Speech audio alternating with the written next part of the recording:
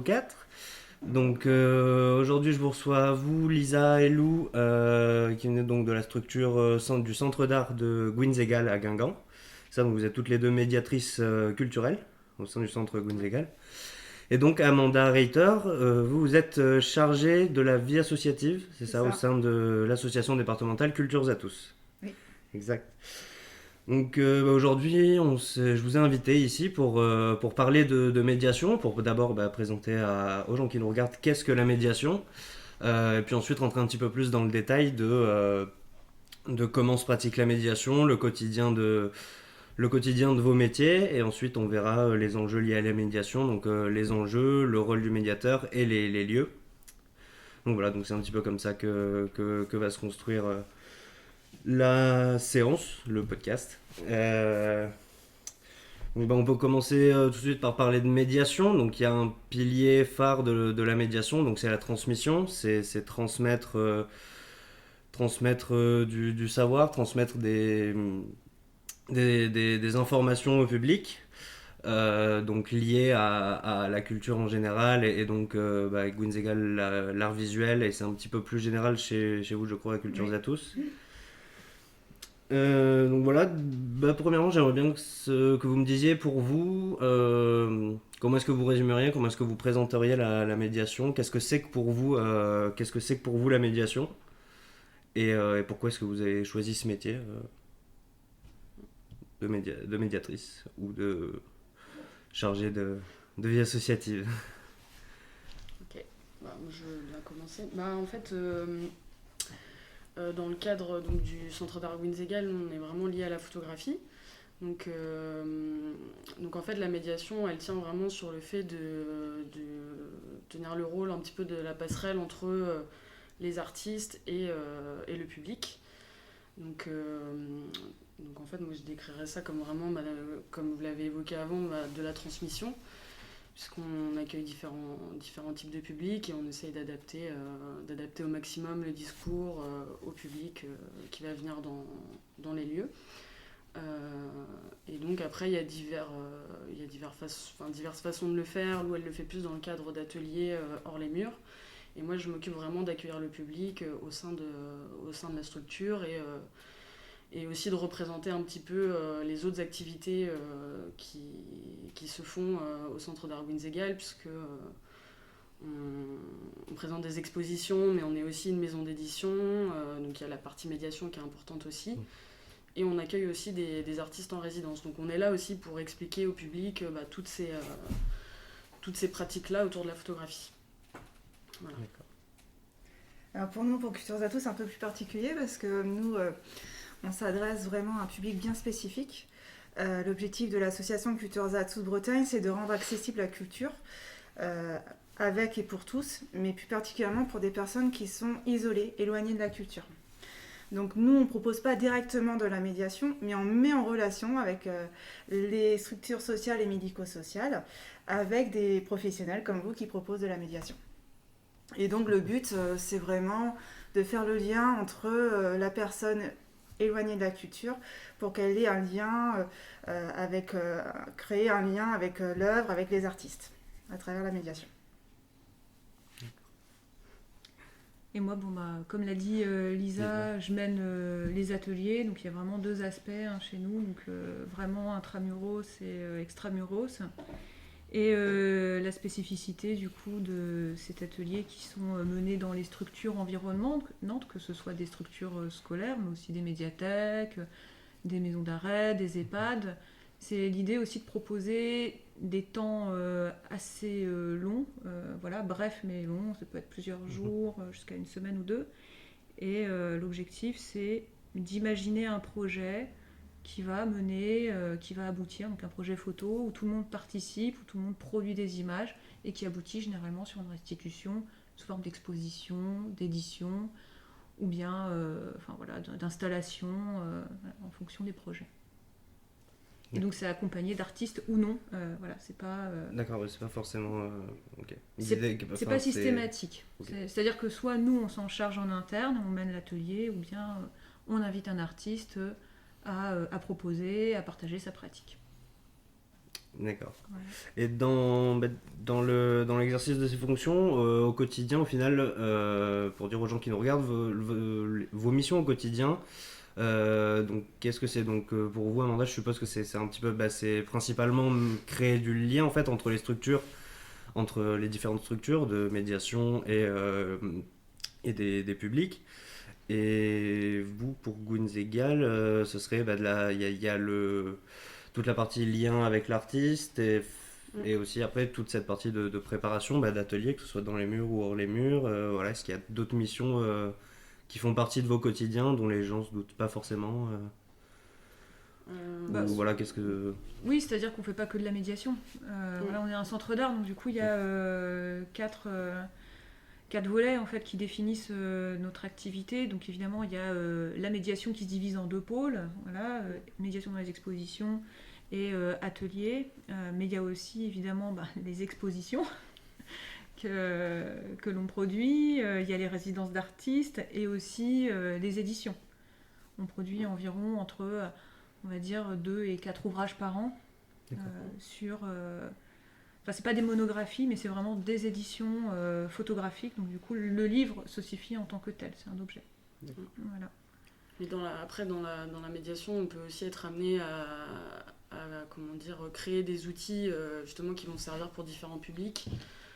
Nous, on a pour habitude quand même de créer des contenus pédagogiques pour tous les publics scolaires. Donc ça va vraiment de la maternelle ça peut aller jusqu'aux études supérieures. Et en fait, on essaie vraiment de créer différents contenus pour qu'on puisse faire des visites d'exposition, par exemple, qui soient plus ludiques, que ce soit pas juste de la prise de parole. Et puis, enfin, évidemment, on favorise l'interaction avec le public, mais en fait, on a choisi de développer des supports pour justement que les enfants ils arrivent plus à se projeter dans les thématiques qui sont abordées dans les expositions. Donc voilà, il y a aussi cette partie-là qui est présente, et puis la prise de contact aussi à l'extérieur pour faire venir les gens pour des expositions, pour les ateliers. Voilà. Et pour nous, c'est vrai qu'on propose aussi des activités complémentaires. Donc on s'adresse à des personnes qui rencontrent des difficultés, que ce soit économiques ou liées à un handicap physique ou psychologique. Et donc on va s'adapter au parcours de l'individu. Et donc on va proposer quatre entrées, on va dire, pour rendre accessible la culture.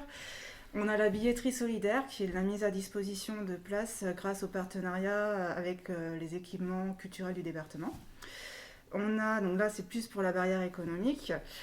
Sinon on propose de la médiation, mais aussi tout ce qui est bénévolat, où là c'est vraiment valoriser le public qui deviennent vraiment acteurs. Et des ateliers aussi qui concernent plusieurs disciplines et qui sont aussi dans et hors les murs. C'est des ateliers qu'on a surtout mis en place suite à la pandémie pour s'adapter, et donc qui concernent l'art-thérapie, la musicothérapie, la chorale inclusive, donc c'est assez varié. Et vraiment ces quatre entrées vont permettre vraiment à l'individu de créer un premier lien avec la culture en général. Voilà. Donc, vous avez des milieux qui sont assez spécifiques, dans le sens où Gunzegal traite principalement de la photographie, et vous êtes plus axé donc, sur les publics exclus, on peut dire, que ce soit par la ruralité ou par un autre critère. Comment est-ce que vous en êtes arrivé là? Est-ce que votre parcours, votre cursus universitaire découle plus de l'aspect médiation et de faire le lien, ou plus pour vous à Gunzegal de la photographie et peut-être des publics exclus pour vous, Amanda? Alors moi je suis d'un parcours communication. Après j'ai fait une formation en événementiel et tourisme d'affaires. Tout en doutant jusqu'au dernier moment entre le social et l'événementiel. Donc, et en fait, voilà. Et puis après, une spécialité dans le site internet, la création de site internet. Et donc, Cultures à tous, finalement, répondait un peu à cette recherche de parcours professionnel. Et puis, c'est vrai qu'on n'imagine pas tous les bienfaits de la culture pour tout public, mais essentiellement pour les personnes qui sont fragiles, les personnes isolées. Et là, on en a conscience suite à cette pandémie, justement, que la culture permet aussi de préserver un lien social.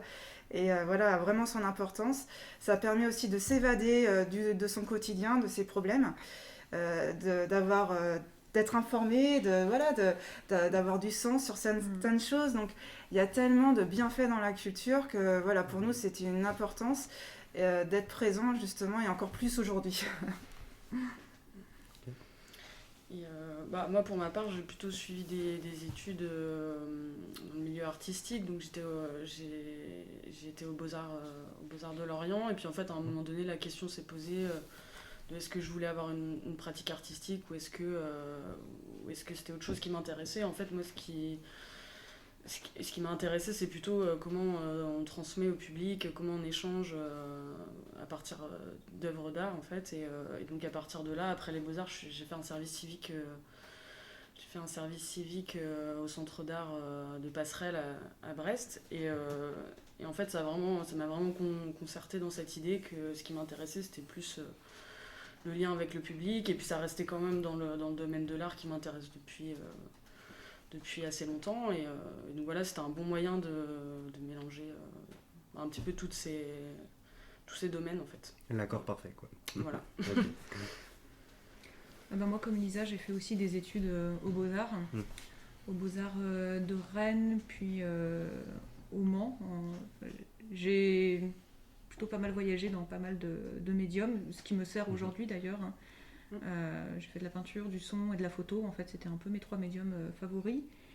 Et en fait, moi, j'ai été vers la médiation culturelle en m'intéressant à la notion d'art participatif. Même à la fin de mes études, en fait, mon diplôme, je l'ai passé là-dessus. J'ai continué à participer ou porter des projets d'art participatif. Et en fait, la mission que je mène aujourd'hui, c'est justement amener les gens à produire une exposition, une œuvre collective. Donc voilà, ça rentrait plutôt dans mes critères, en fait. D'accord, ouais. L'art participatif, c'est un petit peu j'ai l'impression que c'est un petit peu le plus haut degré de la médiation, puisque là, pour le coup, dans l'art participatif, le public est vraiment acteur, est vraiment au cœur sensibilisé au processus de création. Ça dépend. Il y a différents stades d'implication, c'est ça, dans les... Oui, parce qu'en fait, l'art participatif, ça peut être effectivement... il y a quand même cette idée où l'artiste reste un peu maître de l'œuvre, organise le jeu. Ce que je voulais dire, en fait, c'était... par rapport à cette idée d'art participatif, normalement l'artiste en fait va poser, va quand même organiser et ce sera lui l'auteur. Alors que là, dans le principe de l'atelier que l'on mène au centre d'art, on invite un artiste ou on mène nous-mêmes l'atelier, mais on reste en retrait par rapport aux participants. D'accord. Donc l'idée c'est quand même que ce soit une œuvre où tout le monde en fait est auteur de cette œuvre, de la production qui est issue de l'atelier. Alors que sinon, l'art participatif, il y a quand même un nom qui est posé dessus, qui a finalisé l'œuvre et les participants ne sont pas forcément conviés. Voilà. D'accord, okay. Je dis pas que c'est moins bien, mais c'est encore autre chose. D'accord. Voilà. Est-ce que vous auriez, pour les gens qui nous regardent, quelques qualités essentielles à avoir, ou en tout cas à travailler quand on travaille dans la médiation culturelle ou dans le lien social culturel? Et quels conseils vous donneriez aux gens qui s'intéressent à ces métiers et qui aimeraient aussi, eux, faire de la médiation ou vraiment créer du lien, enfin voilà quoi, s'intéresser au public et à faire cette passerelle entre l'art et le public? Avant tout, la curiosité. La curiosité sur tout, en fait, rester attentif à beaucoup de choses. Et puis, des valeurs humaines, parce que forcément, on travaille directement avec un public. Et donc, pour que le public puisse bien comprendre l'information et s'approprier l'œuvre, il faut que effectivement le médiateur puisse se mettre à la place du public et bien informer. Donc voilà, ce serait, s'il y avait 2 mots vraiment, ce serait effectivement humain et curiosité. Je suis assez d'accord avec cette définition-là, parce que c'est vrai que je pense qu'il faut savoir s'adapter à tous les publics, parce que je pense que dans beaucoup de structures, on accueille tout type de public, et donc il faut vraiment être... être capable de s'adapter à qui on a en face de nous et que l'expérience, elle ne soit pas... faut pas que ce soit subi en fait de recevoir de l'information comme ça par rapport à des œuvres si c'est pas adapté au discours qu'on a l'habitude d'entendre. C'est vrai que ça peut être compliqué, et puis la curiosité aussi, parce que c'est vrai que je pense qu'il faut s'intéresser un petit peu à ce qui se fait ailleurs aussi, en dehors de nos structures en fait. Je suis d'accord aussi, la curiosité, parce qu'on est toujours effectivement en recherche d'informations, en recherche de... j'ai régulièrement, moi pour ma part, des thèmes qui me sont soumis, qui sont extrêmement différents.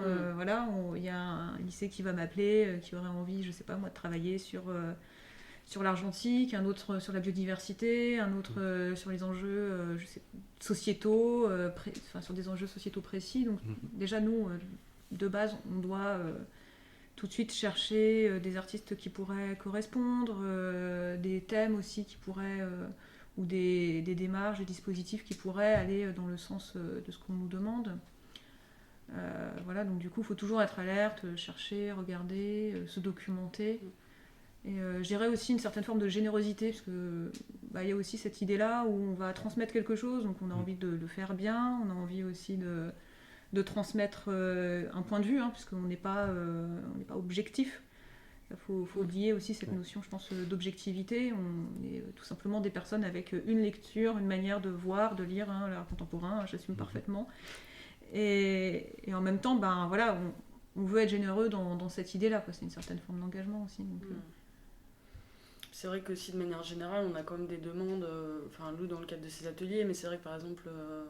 Moi, quand j'accueille un public scolaire, il va y avoir des professeurs qui vont avoir une certaine attente qu'il y a un lien avec le programme scolaire. Donc, quand je parle de s'adapter, je pense que ça aussi, ça en fait partie. C'est de répondre à ce qu'un professeur veut aussi quand il vient avec sa classe.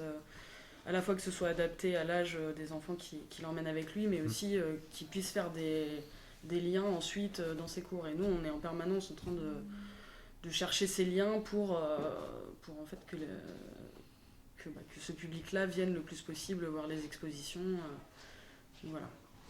Oui, c'est ça, il faut être attentif et assez réactif également, quoi. Ça demande pas mal d'imagination, parce qu'on est toujours en train de se renouveler, de se réadapter, de se remettre en question par rapport aux différentes demandes qui peuvent parfois aller d'une demande universitaire à un établissement, une école primaire, on va travailler avec des tout petits. Donc clairement, on fait parfois des écarts assez larges entre les publics.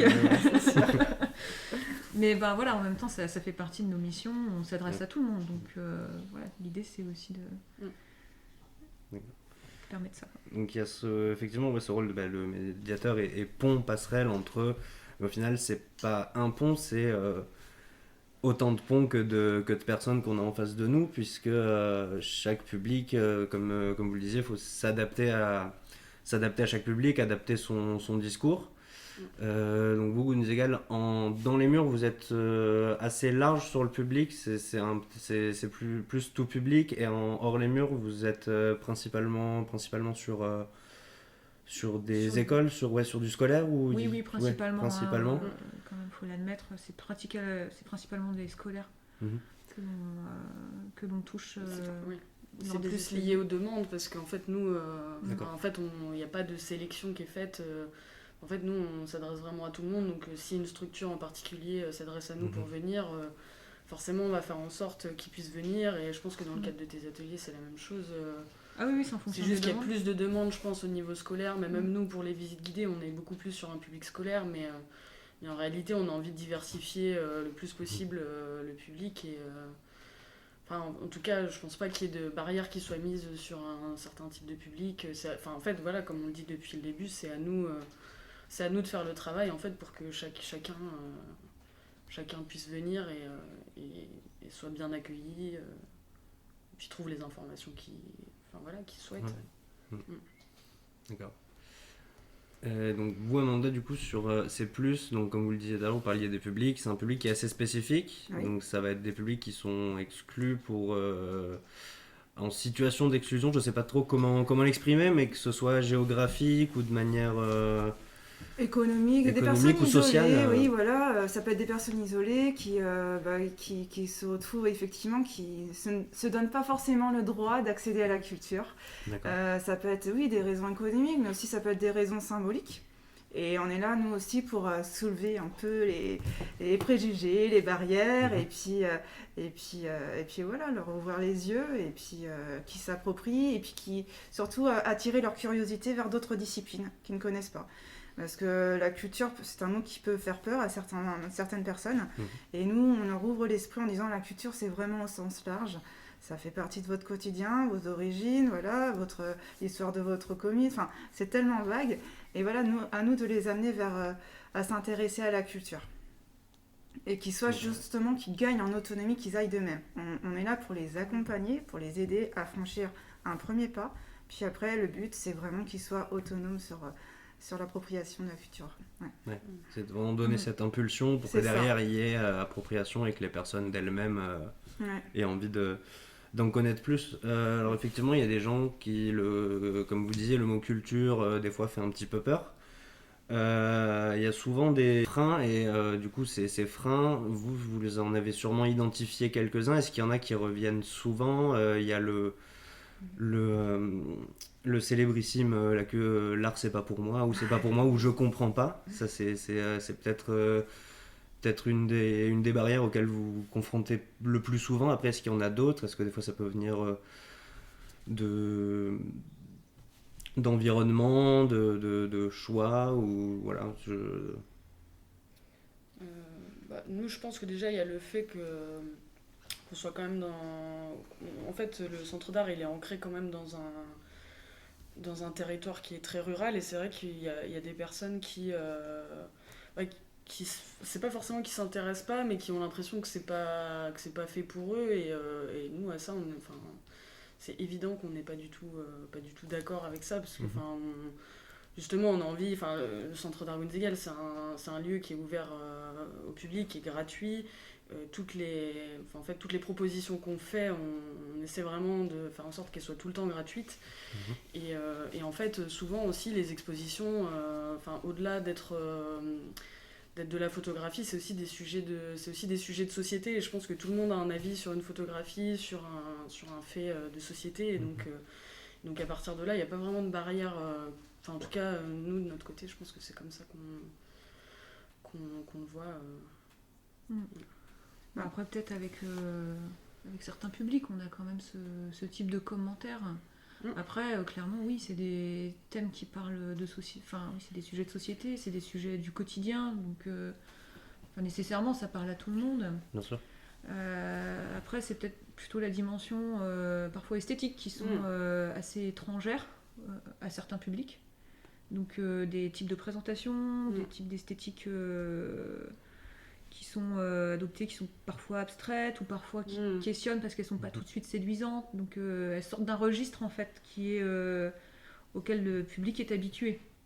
Parce que clairement, les œuvres, des images d'art, c'est pas ce qui est diffusé, c'est pas ce qu'on rencontre dans le quotidien. Clairement, je me balade pas dans la rue, je vois pas une image d'art, je vois une publicité. Mais je ne rencontre pas une œuvre, une peinture, ou à part très ponctuellement. Si il y a eu, je sais pas moi, une action de street art récemment. Mais sinon, c'est pas ce qu'on consomme ni sur Internet, ni à la télévision. Voilà. Donc nécessairement. Mais c'est pas de l'esthétique qui est valorisée en général dans la société, quoi. Donc ça. Ah bah non, absolument. Il y a ce décalage-là, quoi. Oui. Ou qui est pas forcément attendu, qui est pas. C'est vrai qu'il y a eu des expositions où les images n'étaient pas forcément présentées dans des cadres. Voilà, mais des fois ça peut un peu heurter le spectateur qui n'a pas l'habitude de voir ce genre de photographie, mais en réalité il voit comme nous, donc il n'y a pas de. Oui, il peut y avoir un sentiment d'exclusion en fait, qui naît un peu de cette incompréhension, de parti pris sensible, esthétique, quoi. Clairement, si une image n'est pas belle, si une image n'est pas censée susciter le désir, si une image n'est pas censée interpeller, parce qu'en fait la plupart des images, c'est celles-ci qu'on voit. Oui. C'est des images qui sont censées susciter un désir, qui sont censées interpeller si c'est dans le cadre de la communication. C'est quelque chose qui normalement ne pose pas question. Et une image qui pose question peut être considérée comme excluante. Alors que ce sont des connaissances aussi, on est là pour ça. Oui, en justement, fait. nous, on est là pour apporter cette connaissance-là, esthétique et même parfois technique, parce que c'est vrai que donc voilà, on est amené à expliquer aussi comment les choses sont faites, parce que c'est intéressant aussi, au-delà du sujet, de pouvoir expliquer comment une photographie a été réalisée. Puis en fait, nous, on est vraiment là aussi pour expliquer la démarche de l'artiste, et donc à partir de là, de représenter un petit peu l'artiste dans ce qu'il a voulu montrer. Mais après, évidemment, on est aussi, comme disait Lou, on a aussi notre interprétation, et donc forcément, ça se mélange un petit peu au bout d'un moment. Mais... Oui, mais tout à fait. Mais de toute manière, on est là pour apporter un contenu, une lecture, et aiguiller sur la lecture de l'image. Et c'est vrai que on n'a peut-être pas forcément l'habitude de voir une image en se disant, tiens, est-ce que ça serait un bon poster dans mon salon, par exemple, j'en sais rien, ça pourrait être ça. Alors que finalement, l'image, c'est un langage, c'est une écriture, et donc il peut y avoir tout type d'écriture qui communique un message, qui communique une manière de voir les choses. En fait, c'est des gens qui sont derrière ça, et donc du coup, on n'est pas là forcément pour aller dans un objectif de décoration, mais plutôt dans un objectif de transmission à l'autre, de partage, de regard, de subjectivité sur une réalité. Donc ces artistes-là, ils vont utiliser une manière de voir les choses, un point de vue, un angle, une technique, une écriture visuelle qui est la sienne, et donc du coup dont on doit aussi veiller à sa bonne transmission. Par rapport à ça, un frein aussi qui pourrait être un frein mais qui est moins évident, ce serait ce rapport du médiateur qui est sachant et qui transmet le savoir. Alors on voit bien depuis le début déjà quand on parle que c'est pas exactement ça, mais c'est peut-être que de l'extérieur, peut-être qu'une personne va se dire va pas accepter de ne pas savoir et de se dire je vais là-bas parce que la personne sait et moi je ne sais pas. Donc je sais pas si ça peut... Enfin de pas percevoir l'échange en fait et les bienfaits de l'échange que peuvent amener...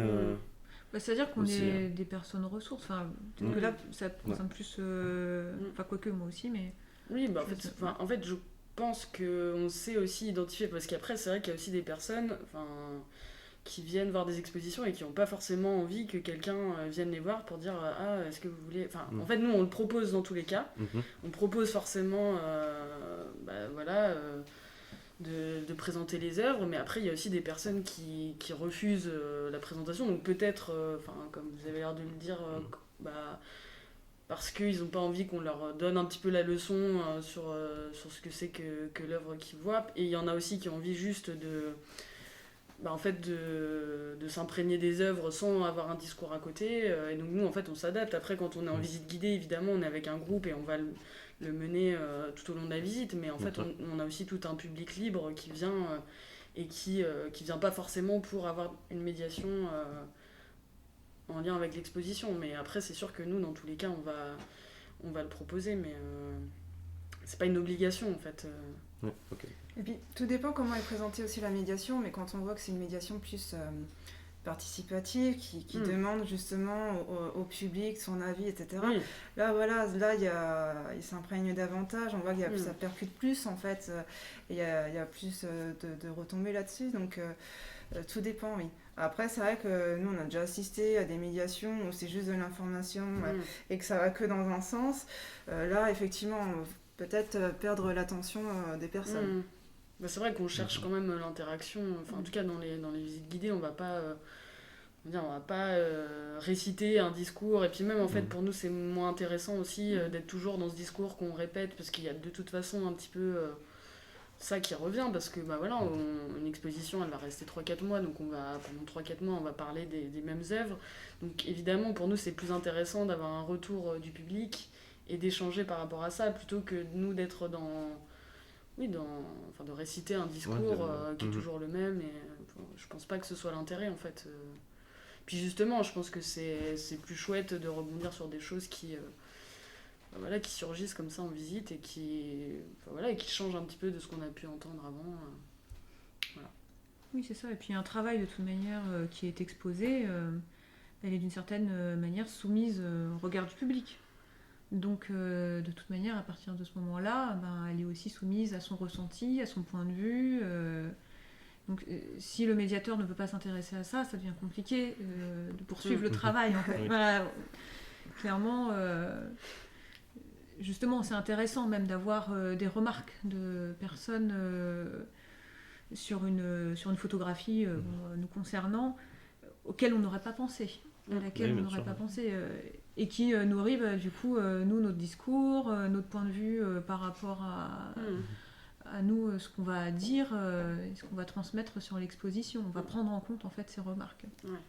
Ça peut même nous remettre en question parfois aussi, enfin voilà, parce que nous on va avoir un avis, mais je veux dire, un autre avis peut nous faire penser, bah oui, c'est vrai que j'avais pas vu cette question-là, et du coup ça peut être réintégré dans le discours ensuite, et du coup en fait les visites, en tout cas selon moi, elles se construisent vraiment au fur et à mesure.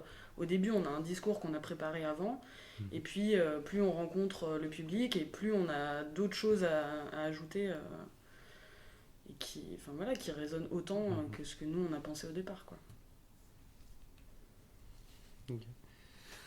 Vous parliez des visites guidées. Alors, il y a plusieurs types de médiation. Quel type de médiation peuvent être amenés à mettre en place un médiateur ou Cultures à tous chez vous? Alors, il y a des visites de lieux culturels, il y a les ateliers, les visites guidées. Est-ce qu'il y en a d'autres? Dites-moi. Oui, oui, alors il y a les répétitions publiques aussi.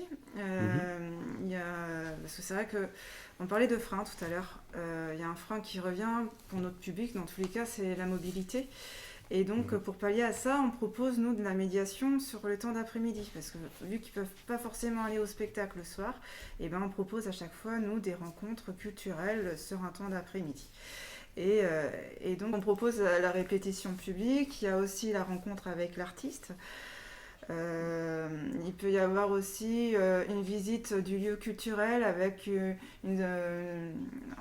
sensibilité sur le métier, parce qu'effectivement la culture artiste, c'est pas un passe-temps, c'est un métier, et on essaye aussi de sensibiliser sur ce point-là, c'est très important. Nous, donc, c'est vrai qu'en dehors des... Donc il y a les visites guidées, il y a les visites libres, un petit peu comme je vous expliquais, où là c'est plus de la médiation volante. Enfin, moi je vais aller vers le public, demander s'ils ont besoin d'informations.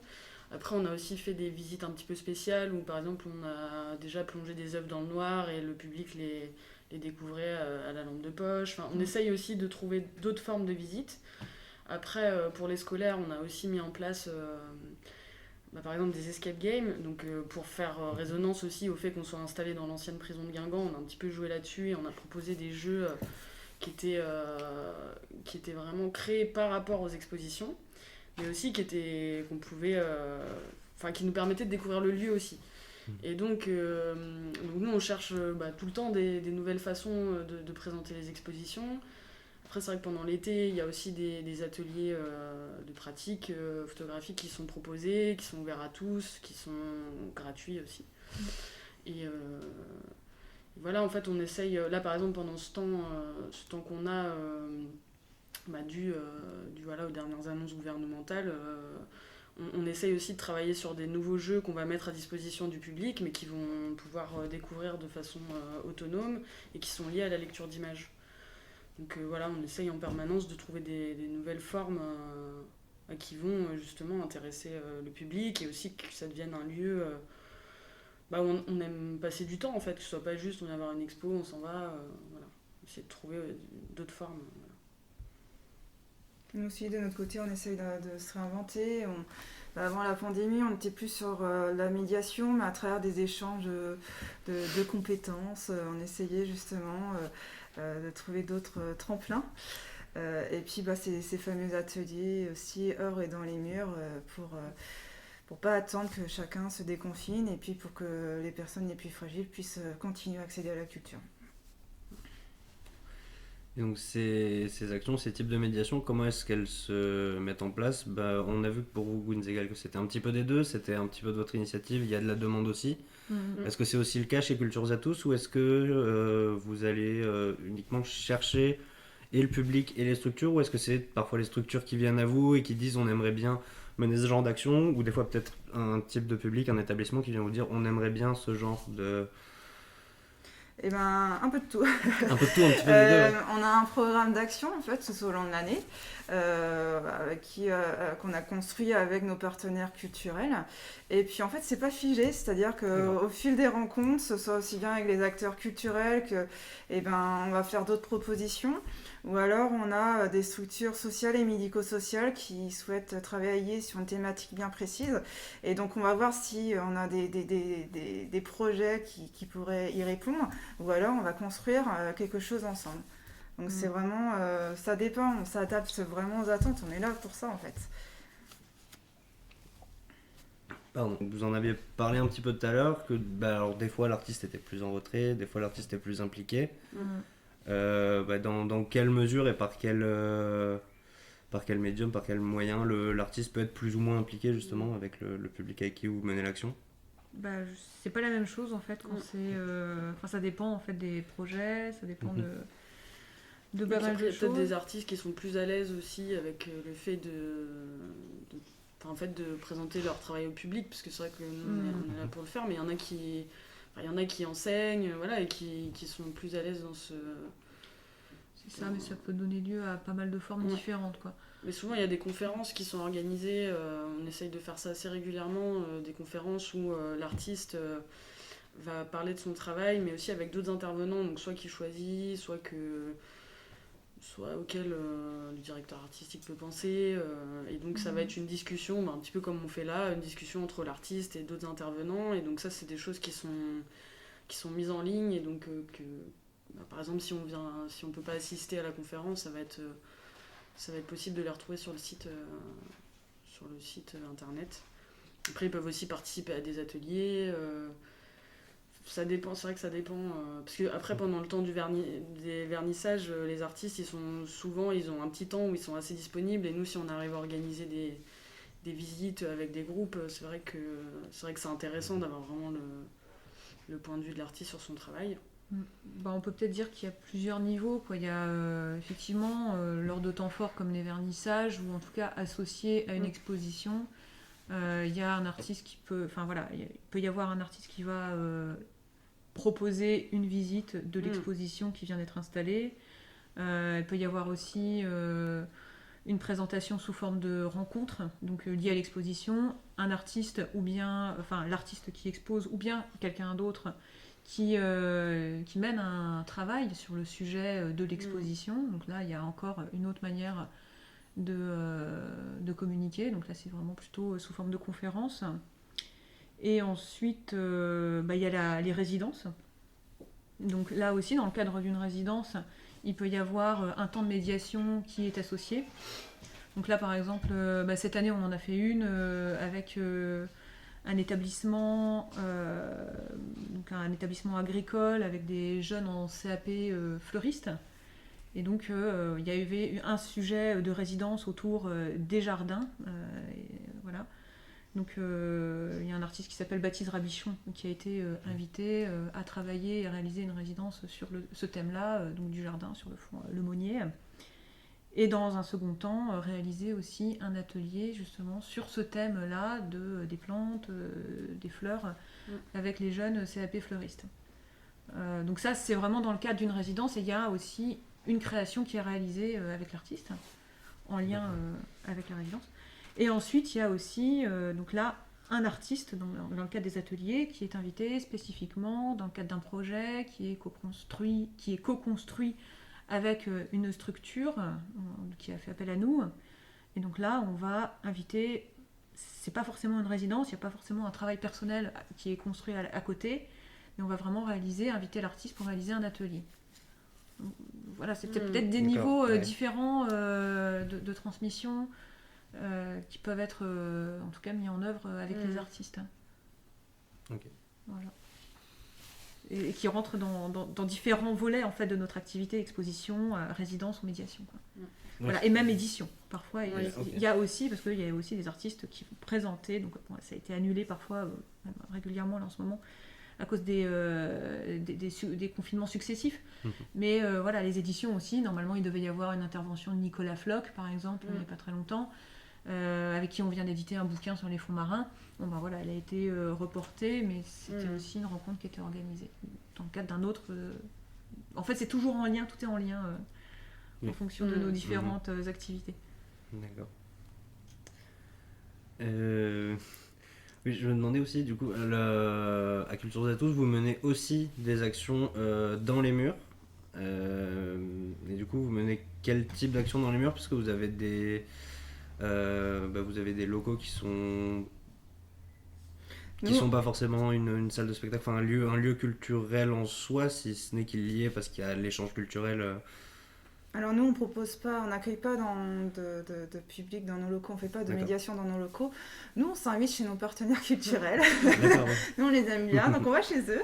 Maintenant, on va sur l'ensemble du département, effectivement, on a des partenaires assez nombreux et ils nous ouvrent leurs portes. Et puis, selon leur programmation, on s'adapte, à savoir... si on fait une répétition publique, s'il y a une expo, s'il y a des résidences, voilà, on s'adapte. Et puis de plus en plus, ce qui est bien aussi, c'est que ils sont plus sensibles justement à le fait que le public puisse avoir un rôle dans la médiation. Et du coup, c'est vrai que c'est plus un échange, ça finit par une action participative. Par exemple, on va faire, ça a été le cas d'ailleurs ici, on va faire une visite guidée de l'expo et puis on va finir par un atelier pour que le public puisse vraiment s'approprier et se rendre compte en fait des différentes techniques utilisées et on en revient toujours qu'effectivement c'est un métier. Voilà. Et puis on fait aussi des ateliers, donc maintenant nouvellement depuis la pandémie surtout, dans les structures sociales et médico-sociales, mais là c'est vraiment pour éviter la fin de l'accès à la culture. Voilà. C'est poursuivre la culture, puisque aujourd'hui elle est considérée comme non essentielle, et nous on veut poursuivre. Et effectivement on se rend compte que c'est important, donc il faut poursuivre ce lien entre le public et la culture. Voilà. Oui, effectivement, c'est un lien qui s'est intensifié, surtout depuis cette dernière année où on s'est rendu compte qu'en fait la culture était un essentiel à la vie, à l'évolution de chacun. Donc des choses qui changent. La médiation aussi, c'est un domaine qui est constamment, du coup, étant donné que c'est lié au lien avec le public, c'est en constante évolution, puisque le public et la manière dont eux abordent les choses change au fur et à mesure du temps.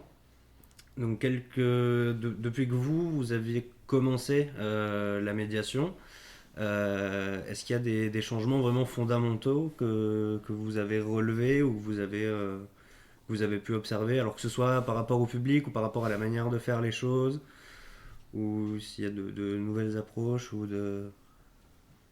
Je pense que dans d'autres structures, il y a beaucoup de choses qui se font aujourd'hui, mais que nous, on ne fait pas forcément. Parce que, comme on va parler du numérique ensuite, je vais un peu vers là, mais nous, on ne fait pas forcément de propositions numériques. Mais pour autant, en fait, on se prépare à quand on va de nouveau pouvoir accueillir le public. Donc voilà, c'est ça. Et ce qui a changé, c'est qu'en fait, y a des projets qu'on voulait mener au sein du centre d'art, par exemple avec des scolaires, qu'on a déplacés dans les établissements directement pour justement continuer à proposer des choses, parce qu'en fait sinon on était complètement à l'arrêt. Et donc je pense à un projet qui s'appelle Au fil des images, qu'on a mené avec le collège Jacques Prévert à Guingamp. Et donc en fait c'est un projet qui concerne toutes les classes de 6e de cet établissement, et à qui on proposait 4 séances liées à la photographie. Donc il y avait à chaque fois une partie théorique et une partie pratique,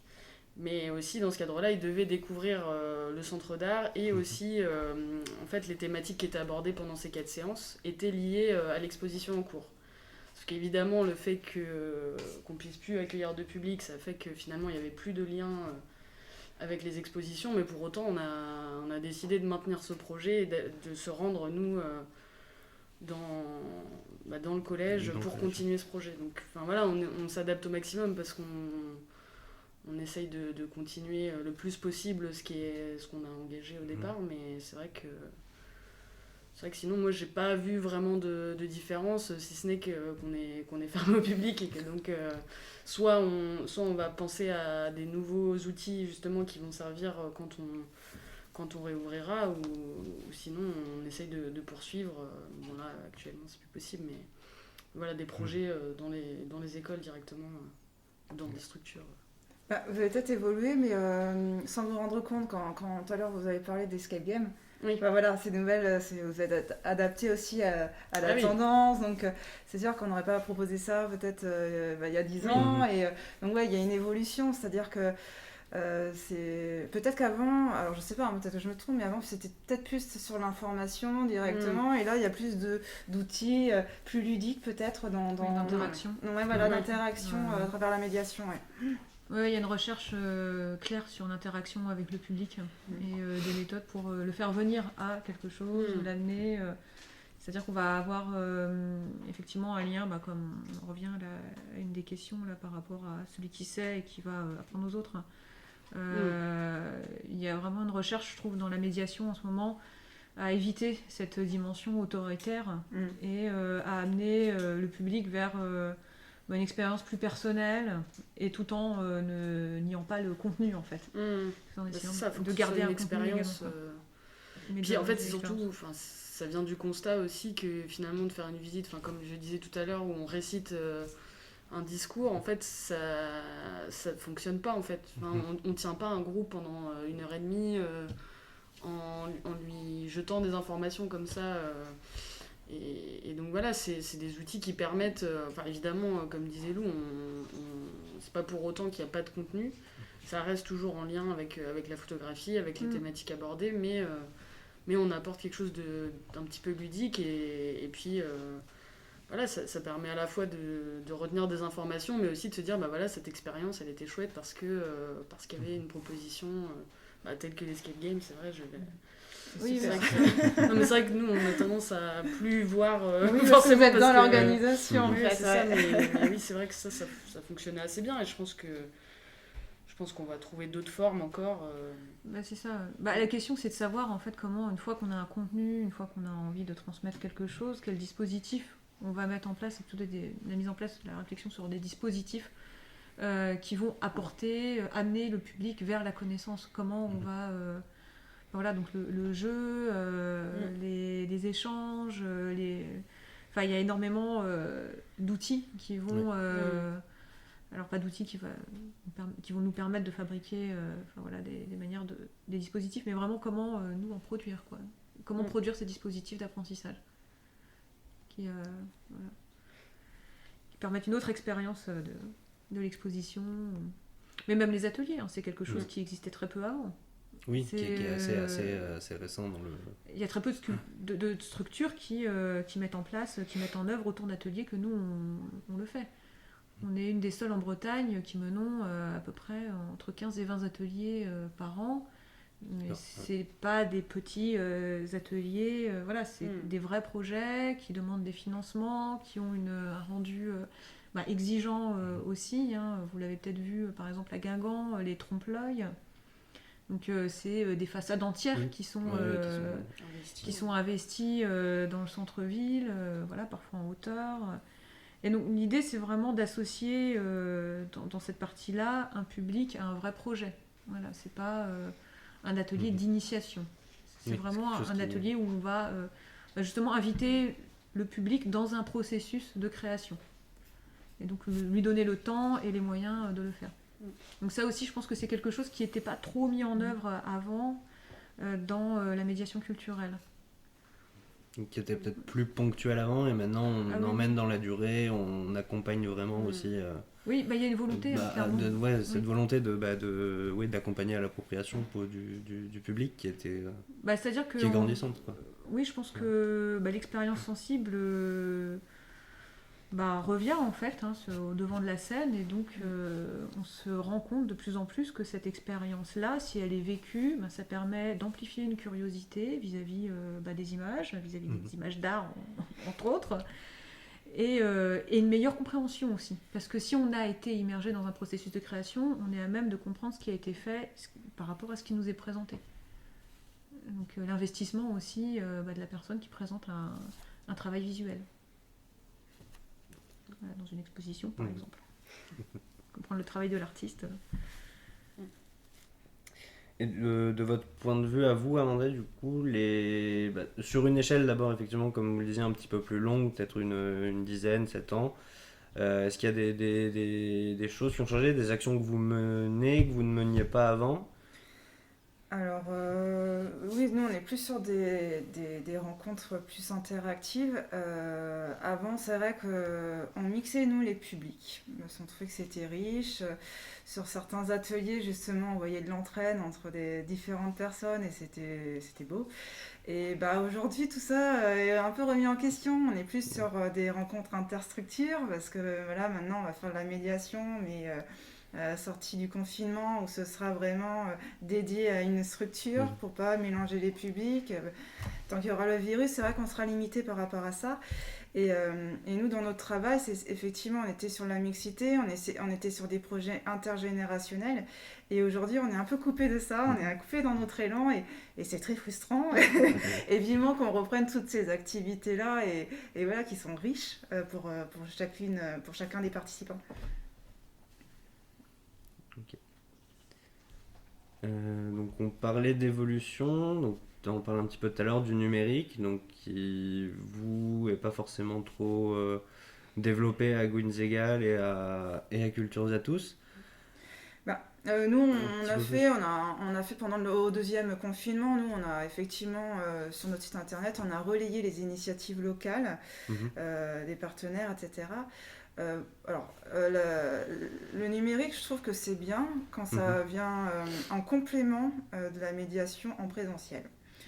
Parce que le numérique, et pourtant je fais des études dans le numérique, donc c'est un peu, mais le numérique n'apporte pas cette valeur humaine en fait, cette sensibilité, donc c'est vrai que du coup là on utilise le numérique non plus par choix, mais parce que voilà, c'est imposé du fait de la fermeture des lieux, mais voilà, pour moi c'est une utilité vraiment quand c'est complémentaire, et aujourd'hui s'appuyer que sur du numérique, c'est compliqué. Ouais, voire dangereux. Oui. Parce qu'en fait, le numérique, c'est intéressant, effectivement. On peut y découvrir plein de choses, plein de contenus, plein de connaissances. C'est vraiment un bon outil pour relayer les informations, effectivement, pour communiquer sur nos activités. Voilà, compléter des contenus pour aller plus loin. Après, nous, on a un centre de ressources aussi. Voilà, une bibliothèque, on n'en a pas parlé, mais ça fait partie aussi certaines formes de médiation, dans le sens où, en tout cas, c'est des contenus, des connaissances qui sont à disposition du public. Aux heures d'ouverture, voilà, il y a peut-être 1000 monographies, ouvrages collectifs sur la photographie quand même qui sont à disposition.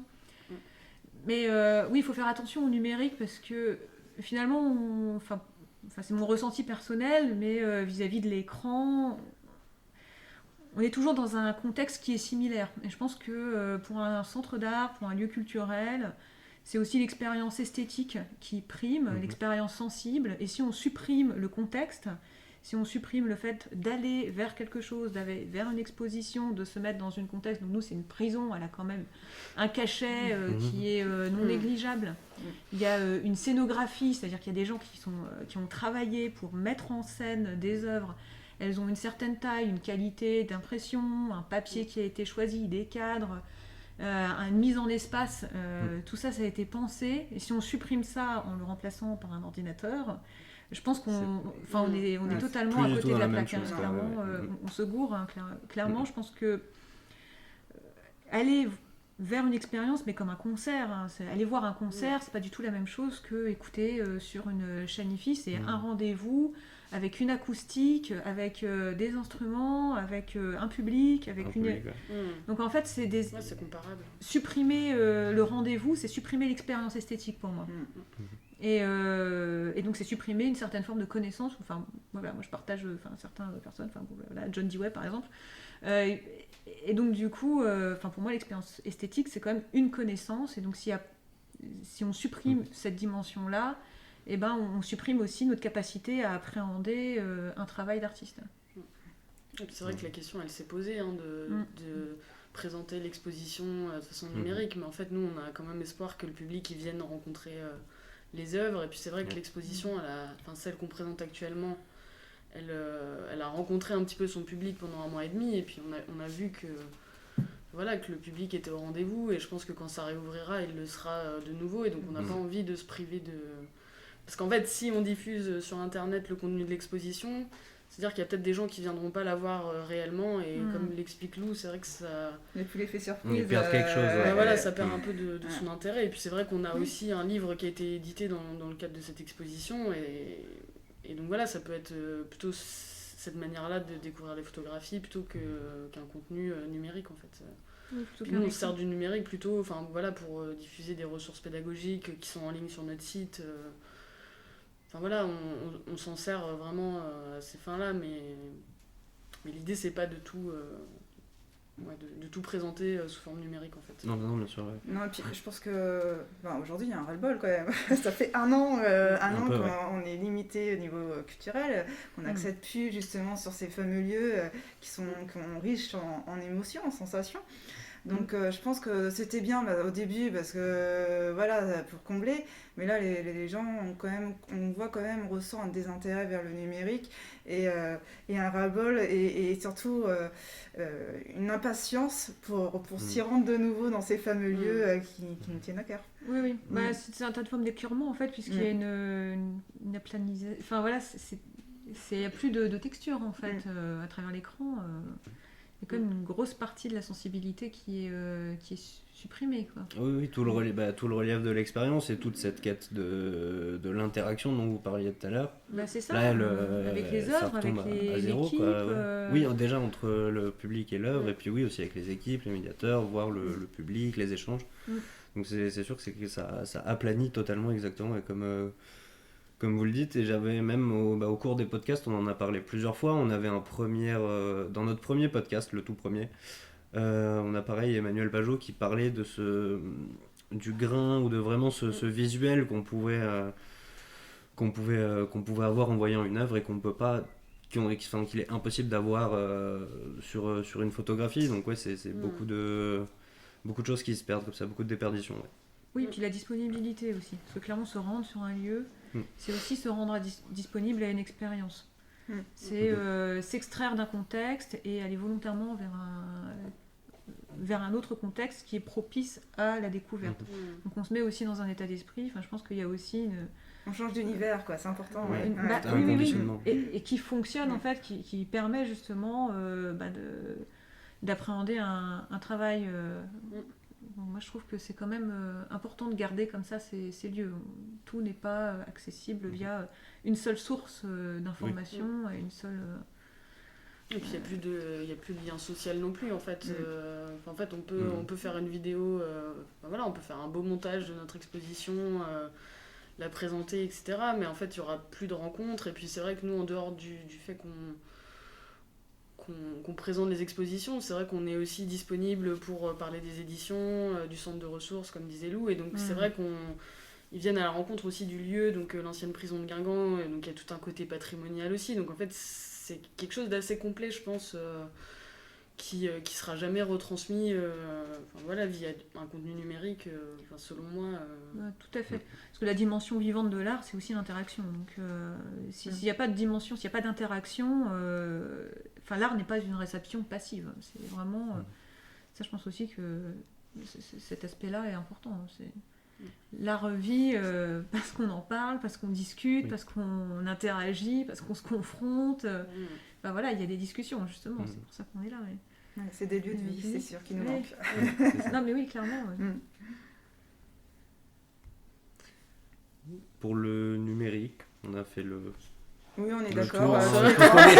On est tous d'accord sur le fait que pas trop. Pas vraiment de débat en fait.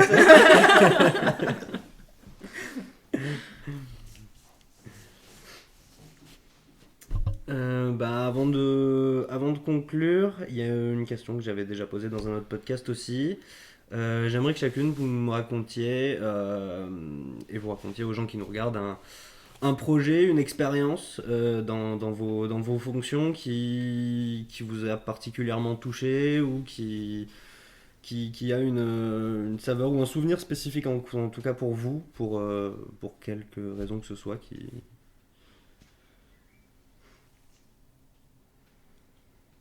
pour ma part, il y en a plein. Oui, On a combien de c'est temps plus pour le dur de réfléchir? choisir. Ouais, c'est ça. Bon, alors, lequel atelier Bah, pour ma part, en tout cas, chaque atelier est différent, donc ça donne lieu à des souvenirs uniques. J'assiste souvent à une émulsion très positive, tout le monde va prendre part à l'atelier, tout le monde va essayer d'exprimer, de rechercher des images, des points de vue, donc c'est généralement des expériences très positives. Voilà. Donc après, que dire, ça se passe très bien, les restitutions sont toujours voilà, c'est très sympa, les élèves sont là parce qu'on organise évidemment des petits temps forts à la fin de chaque atelier qui permet aux élèves de présenter leur travail et puis de le découvrir aussi après l'accrochage, voilà, une fois présenté. Et donc, ouais, c'est toujours sympa, mais il n'y en a pas un comme les autres. Il faudrait que je les décrive tous. Et voilà. Mais non, à chaque fois, c'est unique. C'est vrai, nous, c'est à travers aussi différentes rencontres où il y a eu de l'entraide. C'est surtout ça c'est là où ça nous a marqué.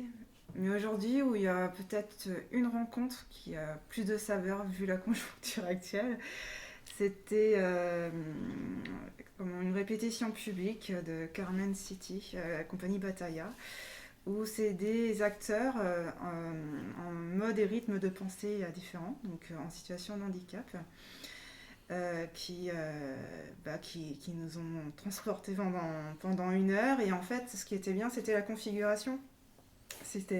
On était tous en cercle, le public était en cercle et eux jouaient au milieu. Et puis, on est passé du rire aux larmes, et puis on a même fini par danser tous à l'intérieur. Et aujourd'hui, ça a une saveur parce qu'on ne pourrait plus faire ça.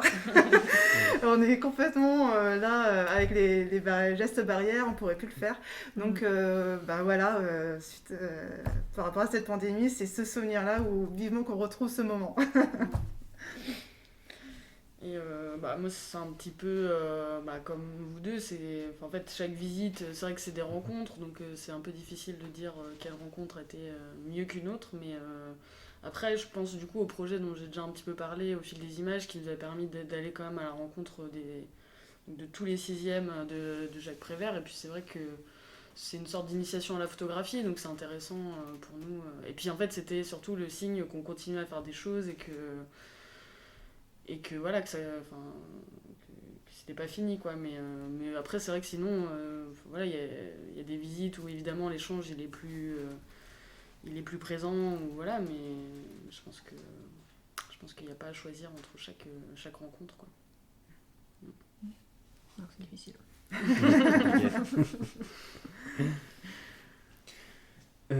Super, on va pouvoir conclure. Déjà, merci beaucoup d'avoir répondu à l'invitation et puis d'avoir passé ce temps d'échange.